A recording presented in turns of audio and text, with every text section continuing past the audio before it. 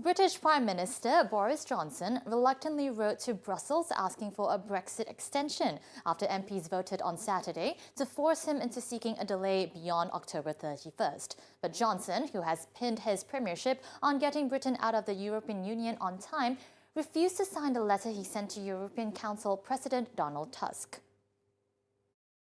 The Conservative leader, who had to send a letter to abide by the law, also sent a second signed letter insisting he was not seeking an extension to the Brexit deadline, which has already been postponed twice.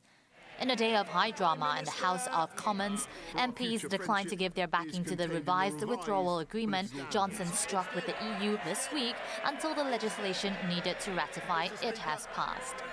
Having failed to back a divorce deal, they triggered a law requiring Johnson to write to EU leaders by the end of the day asking to delay Brexit to avoid the risk that Britain crashes out in less than a fortnight. Johnson nonetheless said he remained confident of completing the ratification process by October 31st. Meanwhile, as lawmakers huddled inside the House of Commons on Saturday, hundreds of thousands of protesters gathered outside the Palace of Westminster to demand that voters be given the final say on Brexit.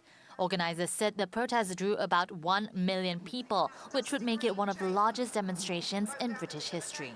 The stated desire of the marchers was to call for a second referendum on any Brexit deal that lawmakers approve, but most had a more basic goal. No Brexit was the chant that echoed through the stately streets and grand avenues of the city on a crisp and sunny autumn afternoon.